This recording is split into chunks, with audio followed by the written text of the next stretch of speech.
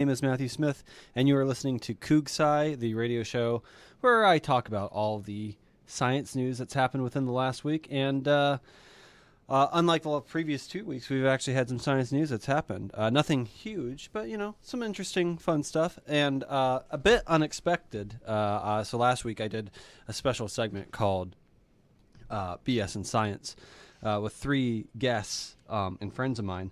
And they were not expected to be here again, but as it so happens, 2 of those 3 individuals are here. So go ahead and say hi, Aaron Manning. Hello, I'm Aaron Manning. And Keith Reynolds. I'm Keith Reynolds. And a certain unnamed individual is expected at any time. Maybe. We don't know. That's really... 3 of us went into the woods. 2 came out. Yeah, but... Jesse was neither of those individuals. No. Jesse just stayed out of the woods. Yeah, Y is on his behalf. Which actually Thunderdome, not the woods. Yeah. Which brings me to my next point, kind of elephant in the room. Why are you guys here? For BS and stuff, right? Oh, well, yes, I understand. Yes, that is why you are here. But, why are you here? You ended the last show saying you were going to be on the side of a mountain. So this is more of an existential question. Is that what you're saying? Because I don't think we have time for that. It was just like, the last time I checked, the Wazoo Vancouver campus is not located on the side of a mountain. That's true. Yeah. That's very true, Matt. The forest got angry at us. Yeah, we were thrown out. I've heard of people getting thrown out of bars, but this was a first for us. You got thrown out of the woods? Yeah, the rain threw us out. The rain threw you out? It was a violent encounter. Was it wetter than you expected? It was so wet. So we showed up on Thursday, and we thought, this is our first. We're going to go take a nice hike out into the wilderness. And we ended up hiking in, which seemed fine, except we were all miserable about a quarter mile into the 4-mile hike to the camp spot itself. Rained a little bit more than we expected. Like constantly. And there was a point where it hailed a little bit too. Well, it is March in Washington State. It is March, but you usually expect a predominance of air to be in the atmosphere over water, and there was just more water than air. So you were wading in the river, essentially? Actually, yes. There were a few points where we did have to ford a few rivers, and we soaked our boots. We're all miserable. Yeah. But that was that not part of the experience? Like, you were expecting to go out there and cross a river or two, yes, right? we are all masochists. Okay. So we enjoyed that. Okay.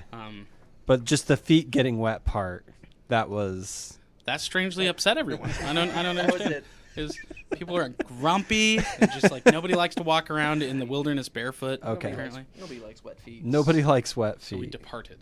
All right. So with that being said, welcome back. Thank you. I am genuinely appreciative that you are here. I'm thrilled that you guys are here. Yeah, no bears this time. Good that we can make it. No bears this time. But we are going to go ahead and get right into it. A bit of a controversial issue, which I typically try to skim the controversial stuff. I'll just barely touch it, on the very surface. If you guys would like to get deeper into this conversation, we can. Dihydrogen monoxide. But anyway, so there's throughout the year, multiple film festivals occur. And Cannes Film Festival is probably the most popular one, would be my guess. It obviously takes place in Cannes, France. Mm-hmm. Is it Cannes or Cannes? It is actually pronounced Cannes. It's spelled like cans with 2 N's and an E in there, but it's French. It's the French pronunciation is Cannes because they like to leave the latter half of their words out of it. It's French and complicated is what it is. Oui. So, yeah. So Cannes the most popular one, but there's also one called the Tribeca Film Festival, which is run by the Tribeca Film Institute, which was started by actor Robert De Niro. And the Tribeca Film Festival is upcoming. I'm not exactly sure when precisely it is, but it's upcoming. And what De Niro always tries to do is he always tries to throw in a film that has to do with math or science in some degree. So the betterment of people. Well, that's something. Yeah, educational and informative and hopefully entertaining as well. So The film that was going to be part of the film festival this year, or one of the films, is called Vaxxed, From Cover Up to Catastrophe. And it is a film that attempts to establish the link between autism and vaccination. Oh, my. Yeah, and obviously a controversial issue. Some people feel one way about it. A lot of people, including majority of the scientific community, feel that there is no connection between these two. Yeah. So, and the director of this film, he's the same person who wrote the paper in 1998 that established the connection, which was the very same paper that eventually was debunked. Oh my! And the journal that it was published in, they actually kind of like threw it out of their journal later on. So he's still around and kicking, trying to push this, even though it's been scientifically proven to be. Oh, okay. Yeah. Wow. That's So anyway, De Niro got a hold of this film, and he was like, "Yeah, I'll put it in my film festival, of course." He reviewed it, right? He reviewed it. After which he decided not to throw it in the film festival. Oh, close call. That's good. Yeah. Basically, it was something where he was just like, well, that doesn't seem to be a whole lot of connection here, a lot of bias, it would appear. Mm-hmm. The film is the latest attempt by the former doctor, Andrew Wakefield, to support his claim that vaccines can trigger autism. Wakefield's original publication in the area has been retracted, and he has since lost his medical license due to unethical behavior. He lost his license due to unethical behavior regarding his patients and rampant conflicts of interest. An investigative reporter found that at the time that the research was conducted, Wakefield was receiving payments from lawyers planning on suing vaccine makers. Holy cow! So it's just a big money grab. That's all it's about. Yeah. And so that's the long and short of it. The article from Ars Technica goes on further, but I kind of saw this morning and just kind of sat back and laughed. Wow. Yeah. Like you lose your medical license and you pick up just directing amateur film. Yeah. Like every person who loses their medical license goes into Hollywood to work. I didn't know if you knew that or not. No, I didn't. I don't come from a Makes so medical much sense or film-based family. So yeah.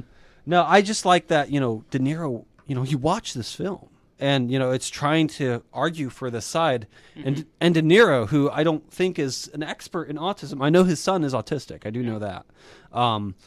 But, he watched this film and he was like, no, it's not a single part of this is true, or maybe some parts of it were true. But he obviously felt strongly enough to not only kick it out of the film festival, but also he and the rest of the Tribeca Film Institute did not allow the director to appeal the decision.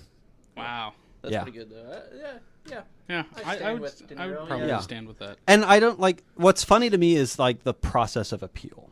Because, it's obviously based on our legal system. And I think our legal system should have the process of appeal. It's funny to me that there are these private institutes out there that have this, this process. Like, I guess, it exists for a reason. I guess everybody should have a chance to kind of argue for their side of the story. Yeah. But at the same time, like, when it comes to legality issues, that perfectly makes sense. If it's if it's a privately run film festival that De Niro set up, like this is his baby, and he's trying to better society and better people's arts, obviously, just kind of explore the depths of those and also pull in some scientific information in a film. And yeah, if somebody submits something that is claiming to be scientific, and I personally think it's really awesome that he reviews his films. Oh yeah, personally, like wow.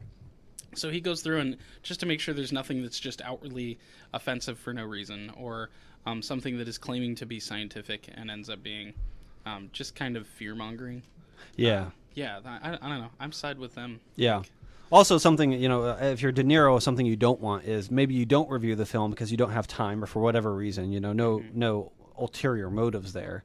And it gets sent, goes through the process and is shown at the festival. And You're people not are tied to that. Like, oh yeah, now De Niro's an anti-vaxxer. He's that's a what spokesperson. Yeah, that's what you God, don't that'd be want. Horrible. Yeah. I think there's probably some to be said about just exploring this a little further. The way that people who have close tied relationships with just folks who have autism or are on the autism spectrum, the way that they may or may not feel about the vaccination link. It's Robert De Niro obviously feels pretty strongly against the vaccination link. I know that my brother is actually autistic, and he's very high functioning. He's honestly really cool. But yeah, I immediately looked at that, did some baseline research, and they're just from a layman's terms, like I could not find a tie between vaccines and autism. Like, do people in Silicon Valley get more vaccines than we do? Is that what? Because you know, the correlation between the amount of people with autism, it's a far denser demographic in Silicon Valley. Okay. And so, no, the truth is they don't get more vaccines than we do. There is no tie. So there's not even any correlation there. No, none whatsoever. And so, Wow. Yeah, people who are in the autism communities, they usually find it pretty offensive that they're just trying to, you know, there was, about a decade ago, that some people were saying there's a correlation between letting your kids watch TV and it developing autism from an early age. Like, oh, you can't let your child watch television because it'll give them autism. Those video games, they give you autism too. You know, that Like it's a contractual disease, like something, you know? And what your point about television there, obviously. I like how there are always people who've tried to link, you know, negative behavior to television in some way. You know, like violent video games cause violent behavior, which of course there's no connection to that. But there was a book I read. Have you guys ever heard of the book Freakonomics? I've heard of it. So Resounding chorus. so they wrote a sequel called Super Freakonomics. Yeah, and so anyway, Is it super freaky? it had some, you know, it just expounded, you know, it talked about more stuff from the first book. So basically, you read the first book, you'd be like, you know, this was a really fun and entertaining read, and educational at the same time. I'd really like to read more stuff about this, and that's what the sequel is. It's more studies being done in interesting ways, essentially. And one of the things that they did discuss was television, not any specific form of television, they tried to correlate to does television cause violent behavior, essentially. And I think it was within a specific field, like do action movies cause violent behavior is essentially what they were trying to do. And in India, I don't know if it still happens, it probably does to some extent, but in India in the 90s, TV was not everywhere. And even in the places where they did have it, they would have rolling blackouts of this section doesn't get TV today and this section does, and so on and so forth, right? Okay. And so what it became was, it was like this perfect study for sociologists to, you know, because you had all these controls now, essentially, that were happening in somewhat of a organized fashion. And so what they started to do is they said, okay, well, which areas are being shown TV, which areas have had access to TV the longest, and what is the behavior of people? And what they found was that there's a correlation, not necessarily causation, but what they found is that there is a correlation that just a pure fact of having access to television makes you slightly more violent, is what they found. Nothing like you could watch a romantic comedy and that would make you violent, you know. Which is, I understand that. Yeah. So that was interesting to read about. And of course, like I said, there's no causation. There's just a correlation there. So it doesn't necessarily mean anything. Because people weren't violent before TV. Well, and that's another point that obviously people bring up. I mean, we're living in one of the most peaceful times in human history right now. So thank you, television. And internet. So Keith, you have something that you would like to share, don't you? Sure. I was just reading through the news this morning, and I stumbled across a good article. It was a mediocre article, but it made me... I like how you don't like your own article. I know. Well, it was slightly interesting. It made me look up other things. Anyway, in the International Business Times, they had an article about Titan, which Titan is a moon around Saturn. And anyway, this article states that NASA has found the largest peak on Titan, and it's a whopping 11,000 feet. And its name is Mithras Montes. Anyway, it's not that big of a mountain. In terms of mountains on Earth, Everest is about 29,000 feet. For comparison, Mount Hood's about 11,000. Yeah, Mount Hood. So it's about a Mount Hood. So nice try, Titan. Yeah, nice try, Titan. But anyway, the mountains suggest that there's some tectonic activity going on and whatnot. And anyway, that's what the article states. But it got me interested in Titan because Titan is a very interesting place. You went very in depth into Wikipedia on this, didn't you? I did. I can I tell. did a lot of Wikipedia. The most reliable of sources. But anyway, some interesting facts. So Titan is massive. It's the second largest moon in the solar system after Ganymede. It is 80% more massive than our moon and 50% larger diameter than our moon. It is larger than the planet Mercury. So it's pretty much a planet. It's larger than a planet. It's larger than the planet Mercury, which is the smallest planet in our solar system. But it's a moon. But it's a moon. Just so happens to be a moon orbiting Saturn. It is the only moon in our solar system with a thick atmosphere. It is about 98.4% nitrogen, and then the rest hydrocarbons and some other stuff. It has huge lakes and rivers of liquid hydrocarbon, which is just liquid methane. It has erosion. It has dunes. It's pretty much an analog of Earth, like an older Earth. They say it's primordial Earth, kind of.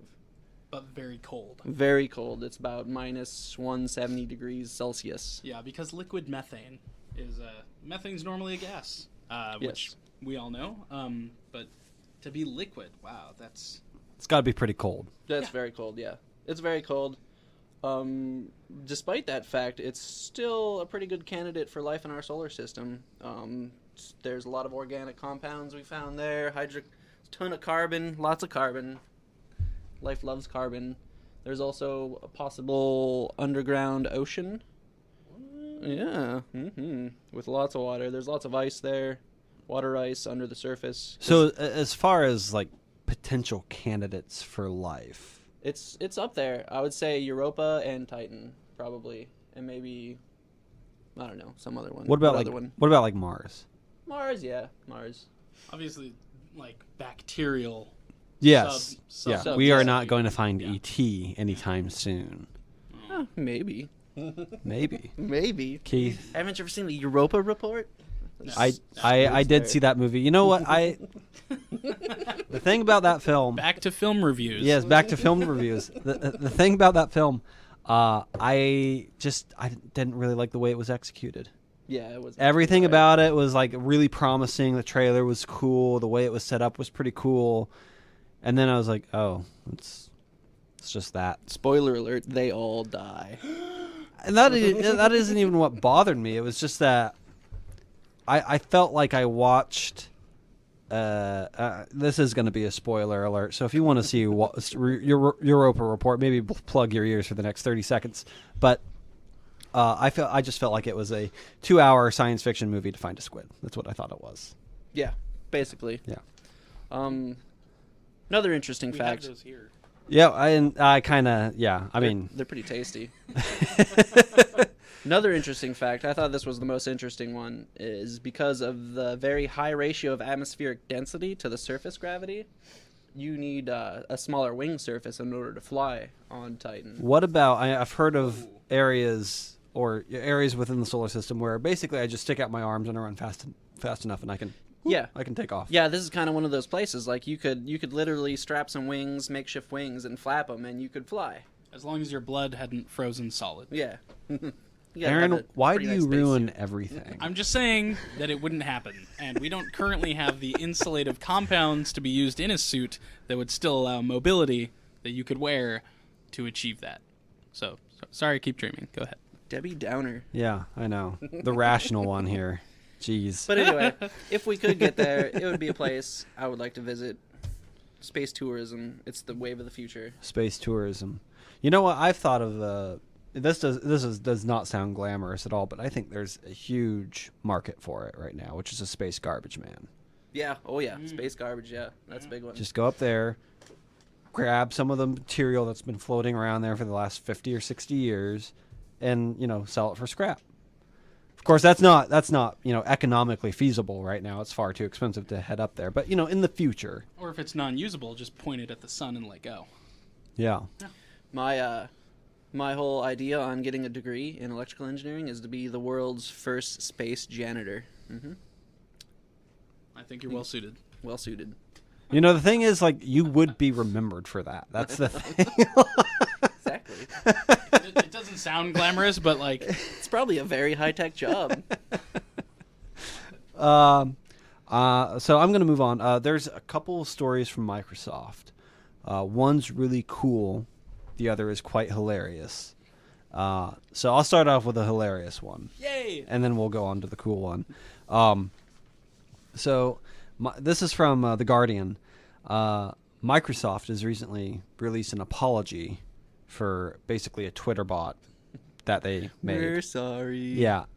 Basically, so they made a bot that was to send out tweets, and it was supposed to you're supposed to converse with this thing essentially, and it was supposed to say maybe educational or entertaining things or whatever the case was. We don't know what their intention was, because what it ended up doing was just sending racist and sexist tweets to people that it talked to.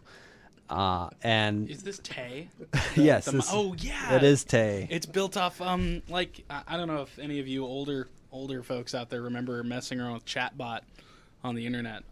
But this is an adaptation of the chatbot-like structure that responds to questions in a logical or seemingly logical manner, and it just absorbs information that people feed into it.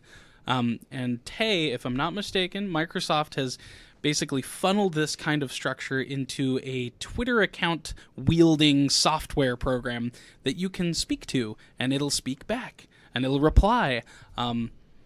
And you're saying it's become a racist? Yeah. Okay. Yeah. All right. Wow. Flaming racist.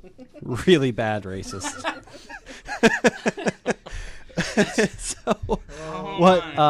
It was designed to become smarter, which I guess that backfired. according maybe from some perspectives some it did. Maybe, I don't know. The internet is probably not the best proving ground for your Maybe not. your bot. Just going out So there it was supposed to become smarter as more users interacted with it.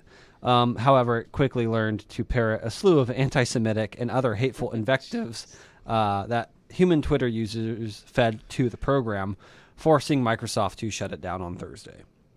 Following the disastrous experiment, Microsoft initially only gave a terse statement saying Tay was a learning machine and some of its responses are inappropriate and indicative of the types of interactions some people are having with it. But the company on Friday admitted the experiment had gone badly wrong. It said in a blog post it would revive Tay only if its engineers could find a way to prevent web users from influencing the chatbot in ways that undermine the company's principles and values. So not only do you have to say that, okay, stop saying offensive things, but you also have to say, okay, you can't say that PlayStation is better than Xbox either. Yeah. No matter how much you want to. That undermines Microsoft's But one the of social values, aspect of Xbox. Oh wow. They said they are deeply sorry for the unintended offensive and hurtful tweets from Tay, which do not represent who we are or what we stand for, nor how we designed Tay. So one of the tweets Microsoft has gone through. They've deleted all but 3 of the tweets. I think one of the tweets was that they left up was "See you humans need sleep now. So many conversations today. Thanks." So very very platonic. Not a whole lot there, other than referring to everyone as humans.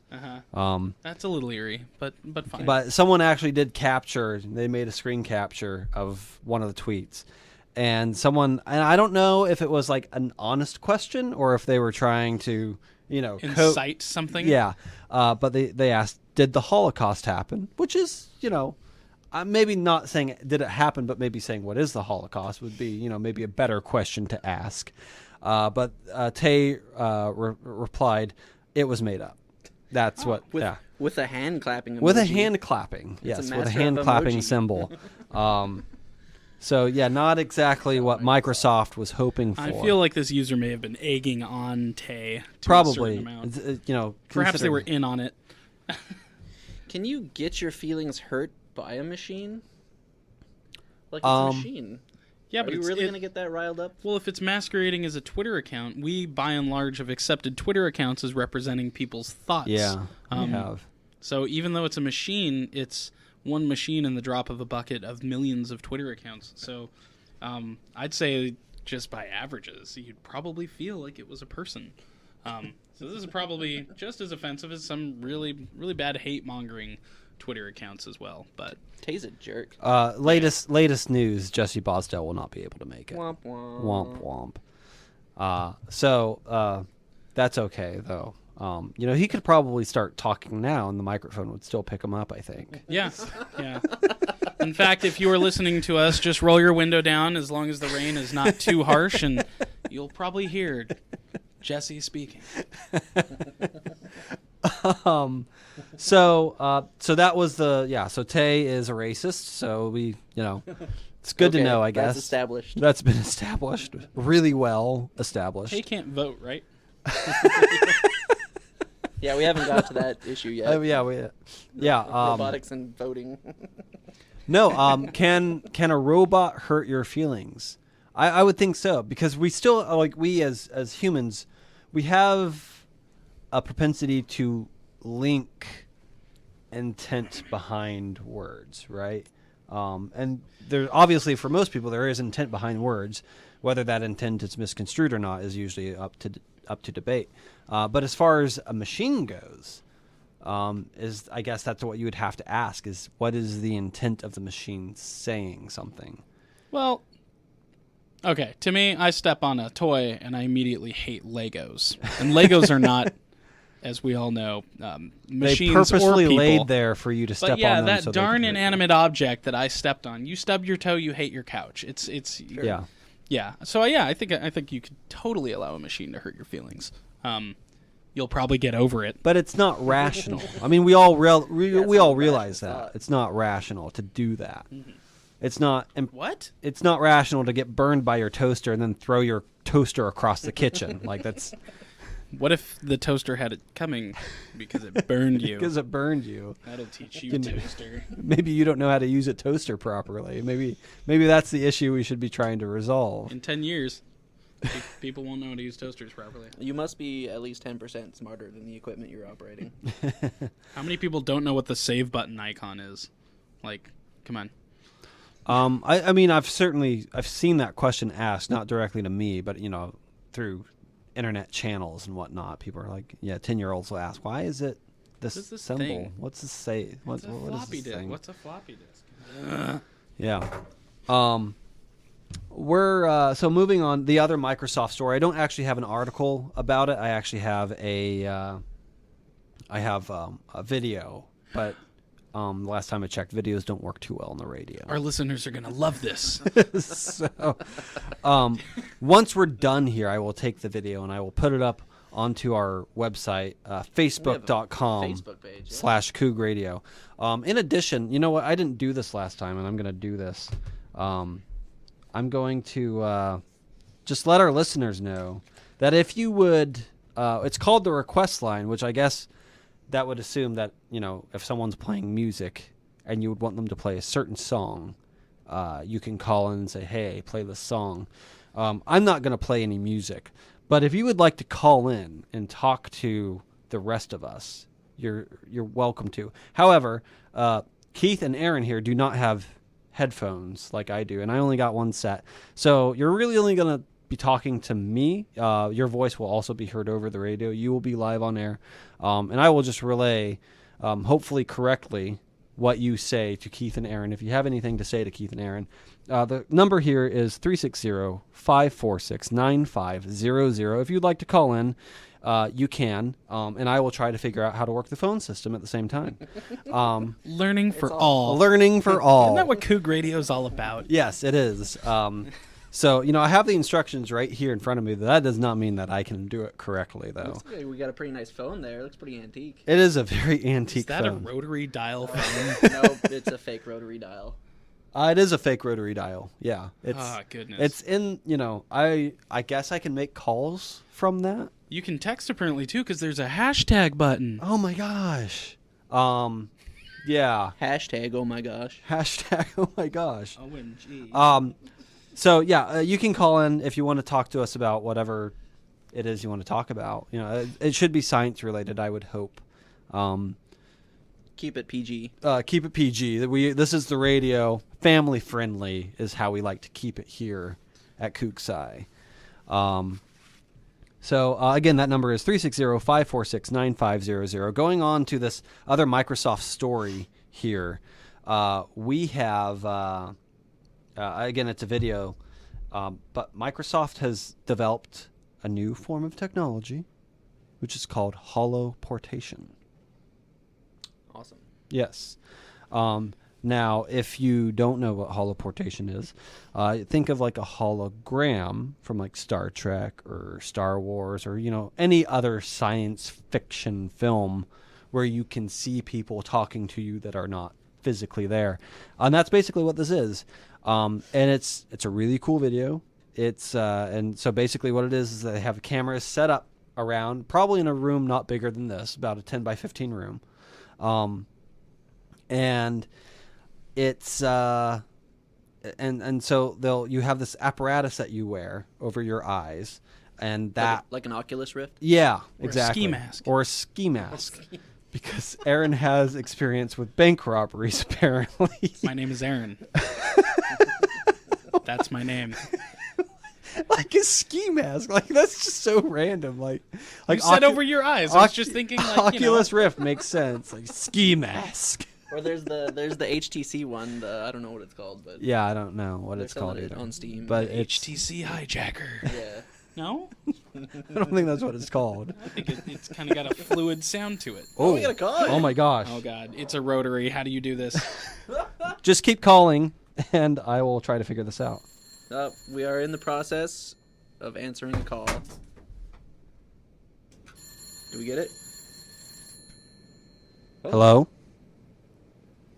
Oh, is this a BS and everything? Who is it? Yes, this is. Hi, you're on the air. This is BS and Hi. everything. You are live. Hi, my name is Jesse Bosdale. I cannot hear all of you guys. Sorry I couldn't Well, I make didn't it. even know we think had you guys tried to listeners. sabotage me.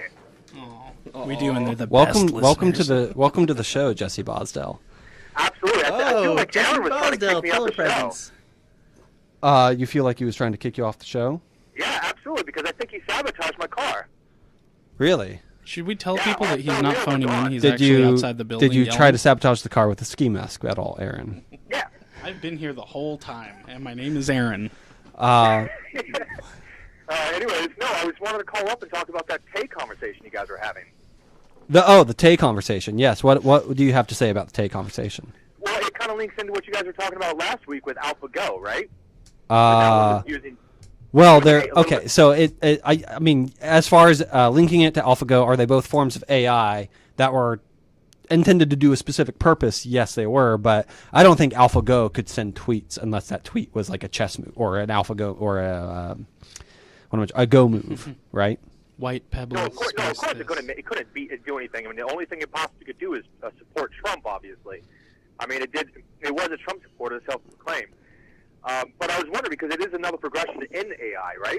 Another progression in artificial intelligence. Well, I would say that what you're talking about, the conversational part of it. what you're talking about is you're talking about two forms of AI, and artificial intelligence is it's a very broad term, and I think as far as the specific term of artificial intelligence, we have not reached it. What scientists have been able to do, both with AlphaGo at Google and at Microsoft, is they've been able to develop two different machines that have become really good at a specific task.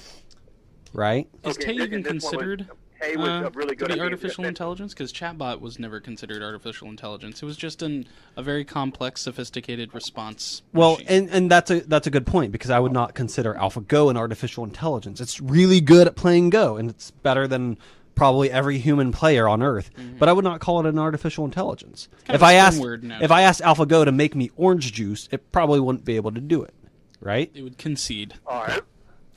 So, I completely understand. I get what you're saying, but I guess what you're saying, so there's a little bit of conversational part with Tay. And Right. There's a little bit of AlphaGo with AlphaGo. You have more tactician. What I'm saying, I guess it's just another progression. I mean, AlphaGo is just the left or the right hemisphere of the human being, and Tay just seems to be the left hemisphere of the human being, with more conversational instead of just complete analytical thought. he's talking They- about they left both- brain, right brain right now, and sure, yes. I'm We told you Jesse could still be heard. Yeah, I'm not even on the phone. I'm actually just screaming at the top of my lungs right now. Don't we have callers? Yeah, we got other callers. He's just yelling over the ringing phone back there. In the soundproof room, you can hear him down the hall. We got other callers, so we can't be doing this. Anyways, I just wanted to call y'all up and say hi. And say I'm a long-time listener of you guys, and I'm really enjoying it. Hope to listen to it longer in the future. Okay, thank you for calling, and hope to hear from you again real soon, Jesse. Thank you, Jesse Bosdell. Thanks for all the fun camping. Take care. See y'all later. Bye. Bye. Okay, and I'm still on the air, so that's always the key. That's good. That's a key element. That's the key element there. You could have left Jesse on the air, just sitting there holding the stick, you know. Here you go.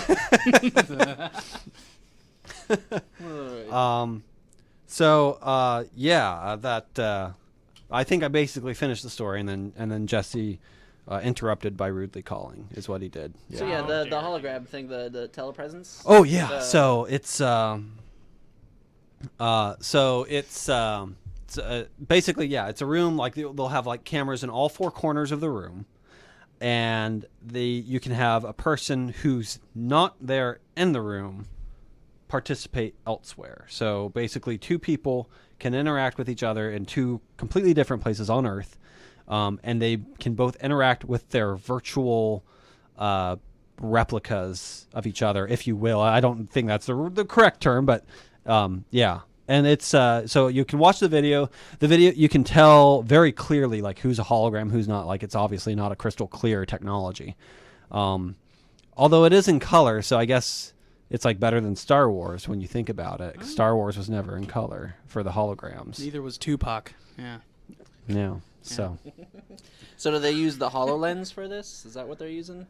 The Microsoft You- HoloLens. I think It's like a that's- ski mask that you wear, it's like an advanced form of ski mask for robbing banks. but without the banks or the robbing. Yeah, virtually. it's I think they do use some. I don't know if it's a HoloLens. It might be. I don't know. But yeah, it's something very similar to that you have to wear in order to see the virtual reproduction of the person you want to interact with. Wow. Yeah. I like things like that. I think it would be cool for telepresence at work or Yeah. stuff like that. Yeah, Or like and- have telepresence meetings. Yeah. And stuff. Or you got a meeting on the other side of the world. You don't have to do business trips anymore. You now just get to sit there in a room Yeah, without. because who likes travel? Yeah. Going to other places Who likes leaving their house? actually spending time in the other place is fun. Getting to the other place or getting back. Ooh, this could that's what's change not. the way we look at work travel. You could, Yeah. I gotta head to Atlanta to do this meeting thing, and your boss is like, cool, here's the company credit card, buy your plane ticket, and you buy a ticket to, the Florida Keys, and you have your meeting anyway, using a virtual you. Something tells me, like, let's say like that was like a sales meeting, let's say for example, the customers might come back to your boss and be like, the meeting went really well. We were just weirded out by the whole virtual presence of your salesman instead of the actual presence. You might get ratted out in that process, Or commended on your use of technology. For using the company credit card on a completely different purchase. Hey, I saved on per diem. I didn't have to take any of them out for steaks and cigars afterwards. Yeah, that is the unfortunate south side of sales jobs. Yeah. You have to treat other people like they're human beings. Yeah, I try to do that on a regular basis anyway. God, you are a failure. Well, you walk around with a ski mask on all the time. It's not on right now, is it, Matt? because you're not robbing a bank. And it's already dark and dimly lit in here, so You can get away with it. Jesse's borrowing it. That's fine. Aaron, do you have any news stories that you I would like did. to Hold share? on. Okay. Well, Let I'm me holding follow- on. Okay. Dude. What are I'm you going to holding? talk. Okay. So recently, I had found out that there is, they've been testing growing bacterium in space, right? That I did not know that, but it does Oh. not surprise me. Okay. So the idea is like on the space station, they've got a couple of I shouldn't say a couple. They've probably got quite an array of basically petri dishes that are mounted on the exterior of the space station, and they can rotate these in or out and expose them to the environment of space or lack thereof. I didn't know they were on the outside. That's pretty cool that they can do that. Yes. So they've just been testing. I mean, honestly, this is they don't really have much hypotheses built up at this point on what to test. But so they've just been putting random stuff out there to see what reacts to what. No, seriously, don't laugh. Awesome. This is how they found out that water bears, those little, what are those called? I'm trying to think of the scientific word for water bear. Nobody knows. It ends in Scientific mead. word for water? Water bear, those Yeah, they're tiny little microscopic organisms they're with like tough, the weird. Yeah. They've got like 6 or 8 legs and they Been float around around. for You got billions me, I and don't know. billions of years. Well, anyway, they found out that they can exist in the harsh environment of space and still be fine. They don't need oxygen or anything like that. So in testing all different kinds of bacteria to see whether or not they can survive in space, they have found that, especially specifically with one species they just reported, actually prefers microgravity or lack thereof on the space station more than it does Earth. So it can grow and multiply to a much faster rate just not having gravity and being floating in space. Earth's gravity is killer. It's awful. I It's can terrible. imagine I would be much taller. Have you ever tried getting out of bed? It's the worst. It's terrible. It's awful. Yeah. It is If I could just float out of bed. it So would these be- bacteria never have to put their slippers on. It's nice. that's- Yeah, it's nice. Okay. But they just found out that these microbes, basically they they unfortunately don't survive well in the vacuum of space, but they do survive well without gravity. They seem to, they just grow at this extreme rate. It's because the International Space Station on the inside is warm and humid, and they've got tons of oxygen. It's not nearly as harsh as the environment of space, but I believe it was, they said, a vast majority of 48 different strains of bacteria that they sent out were found to grow at a very close rate or better than those on Earth. So It's interesting. a little frightening that life might be, or things that we might find a little frightening, because bacteria seldom have good connotations looped in with them. When you hear about bacteria, growing on your whatever, it's not like if it's on your plate or your ceiling, you kind of want to get rid of it. Well, it's typically given a negative connotation. Yeah. What most people don't know is that there are millions of good kinds of bacteria that we need to survive. But do you really want those good bacteria really like multiplying like incredibly so? Would they still be good for you if they were increasing at such a fast rate? I don't know. Exactly. I can't say. Have you ever heard of transpermia? No, please tell me. It's like the theory that life on Earth evolved or got here from Ancient bacteria, aliens. ancient bacteria and stuff on asteroids, on comets, and all that stuff. Oh, Landed here okay. and seeded Okay. the Earth. That's not a bad idea. I mean, So I can see that, like if they can survive like the vacuum. Like you said they couldn't really survive the vacuum though. yeah. Well, this one that grows at an incredible rate can't survive the vacuum, but they have found other strains that do survive the vacuum, like the water bears. Those tough little water bears. Yeah, they're tardigrades or tardigrades. I think they're. I don't know. I don't have a word for you. So If anybody out there knows what a water bear is called, you can call in it. You can call in and fix 546 9500. You can correct all of us and tell us how big of idiots we all are because it's not water bears. It's that's something their else. nickname. All right. They look like little bears. They do look like little bears with like 6 legs. It's kind of freaky, but yeah. So that's what I had. I thought that was interesting that bacteria was growing at that crazy rate. We got a text From who? from Jesse Bosdell. Oh, See, you can still hear them. You can still hear him. he permeates He's the really soundproof trying. room. Tardigrades is what Oh, he says. tardigrade. Oh, I was Tardigrades. right. Cool. Yeah. So Okay. Oh, we got another no. caller. it's We probably have the a same caller. caller.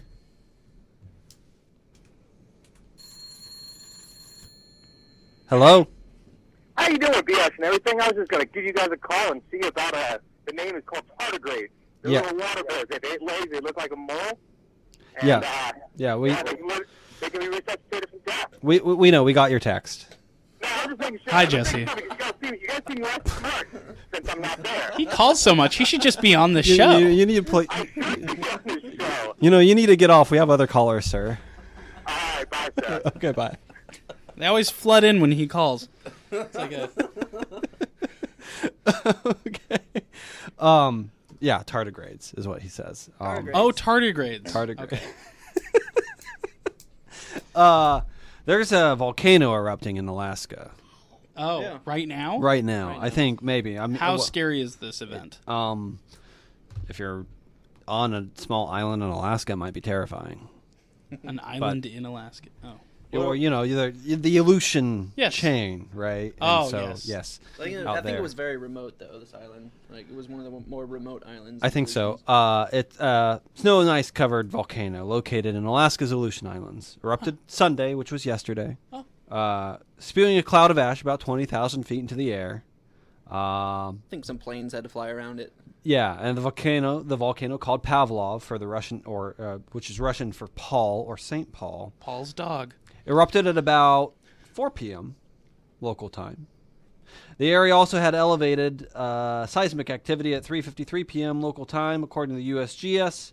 In response, the Alaska Volcano Observatory raised the volcano alert level to warning and the aviation color code to red. Now, I imagine the aviation color code is not typically red. That typically would mean I'm not sure. probably bad. Red What sounds color? like an angry Yeah. color. Red sounds Red's very- maybe not well, so It's like good. a It's a mauve color or of- a chartreuse. It's But a color of passion. I'm wondering what the I thought pink was the color of passion.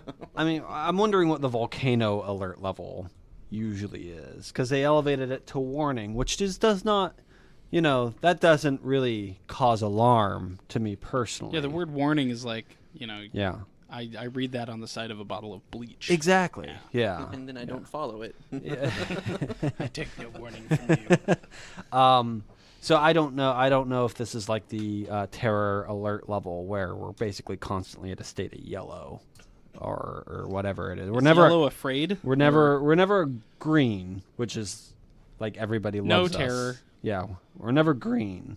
Yeah, Um, because we're Volcanoes Americans. everywhere. And then I believe there's So what we're trying to there's say is that volcanoes are terrorists. maybe and then there's mauve, I believe, Mauve. and then it goes up to teal, and then yellow and red. I think something like that. I'm not sure. There might be an orange mixed in there. There's a rainbow. Where's Yeah. the periwinkle blue? The problem is that all the colors sound pleasant except for red. Periwinkle blue.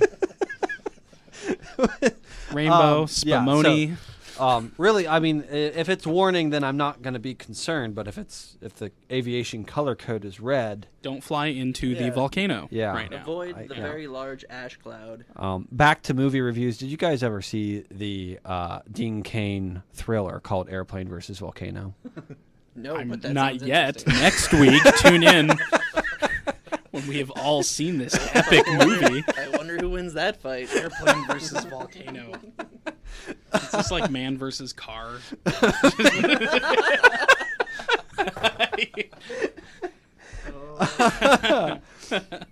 A nearby pilot reported that the erupting volcano sent an ash cloud high into the air, which As volcanoes, which was not surprising considering the article already reported it went 20,000 feet into the air. So high no is, rain.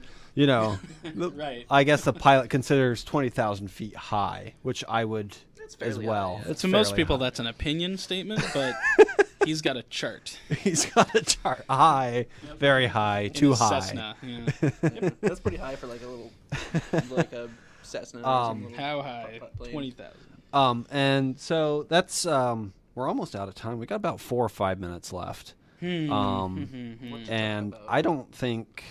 I actually think I'm all out of stories, to be honest. I have a story, but I don't really want to promote an open Kickstarter right now. Oh, But it's still pretty neat. yeah, we can. I mean, I talk about companies I on won't, here. I won't name the company. Yeah, okay. If y'all want to use your Googles and figure it out.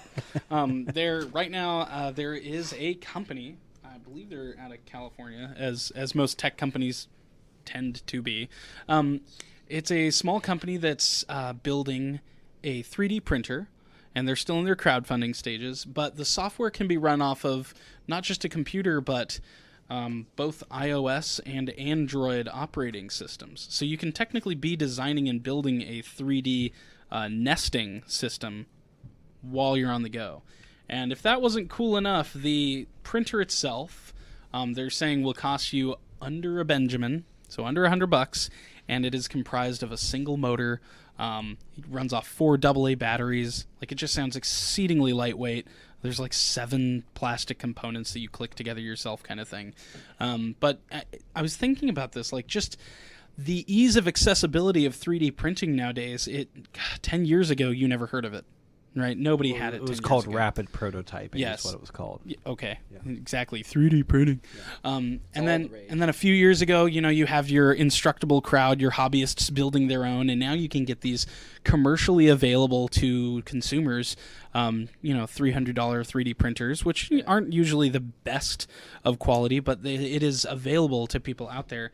One of the neatest, and I'm so sorry that Jesse is not with us right now to talk about it, because Jesse is Our number is 360-546-9500. I believe he is a biochem engineer, some kind of bioengineer. Yeah, he is. And something that he's kind of passionate about, I could be wrong, but he's mentioned a few times, is medical science is getting to the point where they can 3D print tissue, organic tissue. Well, they've been at that point for a while. Yes, now they can technically, because livers are an interesting organ that basically act as a filter. Obviously, some work harder than others. Hello. But you can take a chunk of liver and it'll work. Like, you can just take it out of another liver and stick it in somebody's body and it will work. So 3D printing-wise, it's mostly a continuous chain of liver tissue, and you can print somebody a liver. Now, if you have the ability to pocket 3D print, just how accessible all this is becoming. Wait for it. Gee, I wonder if Jesse's on the line. I just think it's a neat segue that people are able to start printing their own organs, perhaps, at home. Hello, yes, you're on the air. Hey, how you doing? My name's Jesse Boswell, and I just wanted to see if you guys... Who is it, Matt? It's Jesse Bostel. Hi, Jesse! It's our number one fan. We should really invite him onto the show one of these days. Human body parts? We are talking about printing human body parts, yes. Yes. You want to know a little bit more about that? We have a grand total of 4 minutes. We got 4 minutes left, and again, we got more callers on the line. I'm just...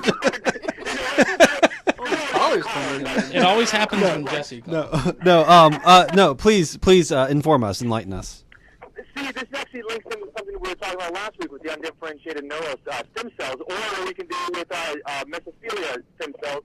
You take a stem cell from the human body, you clone the hell out of it, and then after you clone the heck out of this thing, you put it into a 3D printer specially designed for this. They've already programmed in, they want kidney, let's say, but it's a lot of research still going into this. And they use your stem cells and use that, and they turn it into a bioink, and they make that bioink into your kidney. They just tell it, hey, turn into a kidney cell, and it'll do it. They're doing a lot of research with this in Maine Medical in the real Portland, Maine. So they clone the part and then they send it to the printer to print out what it. Well, I say clone, but they're just really replicating it. Like, they just constantly make itself. Okay. Stem cells love doing that, and they're undifferentiated means they're not specified to be anything until the scientists tell it, all right, be a kidney cell, and then they use that and they call that bioink, and they start 3D printing out kidneys or whatever. Right now, they're doing specifically kidneys in Maine Medical. So what at this stage where we're at right now, or as far as what your latest information is, what's the most complicated organ or human tissue can we print right now? We can already You're do on the air. ears or anything out of cartilage. So we can do things out of like your ear or your nose or like pretty much any part of your body that's cartilage. We can already do that because it's so unsophisticated. Okay, compared so to your kidneys parts. So relating this to Aaron and Keith, it's any part of your body that's cartilage, is what he's saying. really? Oh. Yeah. What about brain tissue? What about brain tissue? No, the brain tissue won't be able to happen. That's probably one of the most specific and hardest things we can do. That in the heart. Very We're only just getting into kidneys. very difficult. Probably can't do it yet. It's going to be one of the most difficult ones. Will probably be the last thing we're able to do as far as 3D printing goes. So okay. Yeah, I mean, sorry, we can't fix y'all's problems. All right, get back to the other callers on the line and see y'all later. All right. Thank you for calling, Jesse. Absolutely. Bye. Bye. Just as the last thing with the 3D printing, I wanted to say that there's a kid, a student. I shouldn't say kid. He's 24. at the New Jersey Institute of Technology who used their 3D printing capabilities and a laser scanner to accurately scan his teeth and print his own corrective braces. That's pretty cool. Yeah, completely transparent. And he saved himself, probably about $8,000 when you go to an orthodontist and have them bite into a thing and then they mold you out and charge you several $1,000s. Dentists hate him. Yeah, he's probably got a lot of enemies in the dentist community right now because he's like, wait a minute, I could scan these, correct my teeth bit by bit, and I don't need a degree of any kind to do this. Yeah. And that's when he got sued. And listeners at home can't see this, but it seems to have been doing a pretty good job. That's good. That's impressive. Yeah. I wouldn't. Yeah. I mean, the bottom picture, I wouldn't even suggest that anything had been wrong previously. Yeah. It is currently wrong. And here, they're completely translucent.